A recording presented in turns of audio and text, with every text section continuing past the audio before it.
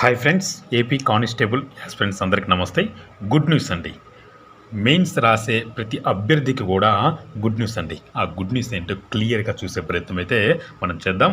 Already మీకు తెలిసిన విషయమే, నేను ఆల్రెడీ చెప్పడం జరిగింది. జూన్ 1వ తేదీ వరకు ఎటువంటి వీడియోస్ అయితే మన ఛానల్ నుండి రావు అని చెప్పాను. ఒకటి, మీరు ప్రిపరేషన్లో ఉన్నారో అదేవిధంగా నేను కూడా ఉన్నాను. అందుకని ఈ యొక్క సమయాన్ని వృధా చేయడం అనేది కరెక్ట్ కాదని చెప్పేసి నేను ఆల్రెడీ చెప్పడం జరిగింది. బట్ ఇది ఒక ఎమర్జెన్సీ వీడియో, అంటే ఈ యొక్క విషయం ప్రతి అభ్యర్థికి తెలియాలని ఉద్దేశంతో నేను యొక్క వీడియో ఎమర్జెన్సీ వీడియో అనేది చేయడం జరిగిందండి. ఆ యొక్క గుడ్ న్యూస్ ఏంటో చూద్దాం, ఓకేనా. ఫస్ట్ ఆఫ్ ఆల్, మన యొక్క పీసీ నోటిఫికేషన్ గత 3 సంవత్సరాల నుండి ముందుకు వెళ్ళకపోవడానికి, ఈ యొక్క ప్రాసెస్ అనేది త్వరగా కంప్లీట్ కాకపోవడానికి ప్రధాన కారణమైన కేసు ఏంటంటే హోంగార్డ్ అభ్యర్థుల కేసు అండి.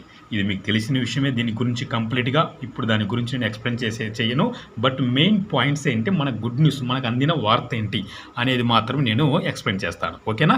ఎవరైతే హోంగార్డ్ అభ్యర్థులకు వారికి కేటాయించిన విధంగా, నోటిఫికేషన్లో వారికి కేటాయించిన విధంగా కనీస అర్హత మార్కులు ఎవరైతే సాధించారో ఈ యొక్క ప్రిలిమ్స్లో, ఓకేనా, ప్రిలిమ్స్లో ఎవరైతే అర్హత మార్కులు సాధించారో వారికి మాత్రం ఈవెంట్స్ నిర్వహించడం జరిగింది. అదేవిధంగా ఈవెంట్స్లో ఎవరైతే క్వాలిఫై అయ్యారో వారికి మాత్రమే మెయిన్స్ ఎగ్జామ్కు సంబంధించి అర్హత సాధించడం జరిగింది. అదేవిధంగా వారికి మాత్రమే ఈ యొక్క హాల్ టికెట్స్ అనేవి అందుబాటులోకి రావడం జరిగింది. ఈ యొక్క పాయింట్ అయితే గుర్తుపెట్టుకోండి. మరలా చెప్తున్నాను, ఎవరైతే ప్రిలిమ్స్ అండ్ ఈవెంట్స్ క్వాలిఫై అయిన వారికి మాత్రమే మెయిన్స్కు అర్హత సాధించారు. వారికి మాత్రమే ఈ యొక్క హాల్ టికెట్స్, మెయిన్స్ ఎగ్జామ్ రాయడానికి హాల్ టికెట్స్ అనేవి అందుబాటులోకి రావడం జరిగింది. అంటే ఇక్కడ హోంగార్డ్ అభ్యర్థులు కేటాయించబడిన టోటల్గా పోస్టులు చూసుకున్నట్లయితే 1167 పోస్టులు అయితే, ఓకేనా. మరి ఆ యొక్క హోంగార్డ్ అభ్యర్థులు ప్రిలిమ్స్ అండ్ ఈవెంట్స్ క్వాలిఫై అయిన ప్రస్తుతం ఉన్న అభ్యర్థులు చూసినట్లయితే సుమారుగా 250 నుండి 300 మధ్యలో అభ్యర్థులు అయితే ఉండడం జరిగింది. మరి ఈ యొక్క అభ్యర్థులకు పోంగా 300 పోస్టులు పోంగా సుమారుగా ఎక్కువగా పోస్టులు అనేవి మనకే ఉండడం జరుగుతుంది. కాబట్టి కూడా ఆలోచించినట్లయితే సుమారుగా పోస్టులన్నీ కూడా మిగిలిన పోస్టులు, ఓకేనా. ఇందులో ఈ యొక్క 250 నుండి 300 మంది అభ్యర్థులలో ఎవరైతే ఈ యొక్క మెయిన్స్లో కూడా మంచి మార్కులు సాధించి వారికి పెట్టిన కట్ ఆఫ్ను బేస్ చేసుకున్న ఆధారంగా ఎవరైతే సెలెక్ట్ అవుతారో వారికి మాత్రం ఉద్యోగాలు వస్తాయి. ఆ విషయం తెలిసిన విషయమే.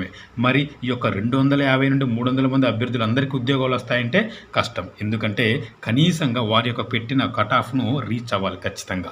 కాబట్టి ఇందులో కూడా మనకు మిగిలే అవకాశం అనేది ఉంటుంది. అంటే రిమైనింగ్ మిగతా పోస్టులన్నీ కూడా ఎంతైతే ఉంటాయో వీరికి పోంగా ఇంతమంది 250 నుండి 300 మంది అభ్యర్థులు ఎవరైతే ఫైనల్ యొక్క తుది జాబితాలో మంచి మార్కులు సాధించి ఉద్యోగం సాధిస్తారో రిమైనింగ్ మిగిలిన పోస్టులు, ఆ యొక్క 1167లో మిగిలిన పోస్టులు అన్నీ కూడా జనరల్ అభ్యర్థులకే మనకు ఇచ్చే అవకాశం ఉన్నట్టు మనకైతే తెలిసిన సమాచారము క్లియర్గా అర్థమవుతుంది దీన్ని బట్టి. కాబట్టి అభ్యర్థులు ఈ యొక్క మంచి గుడ్ న్యూస్గా మనం భావించవచ్చు.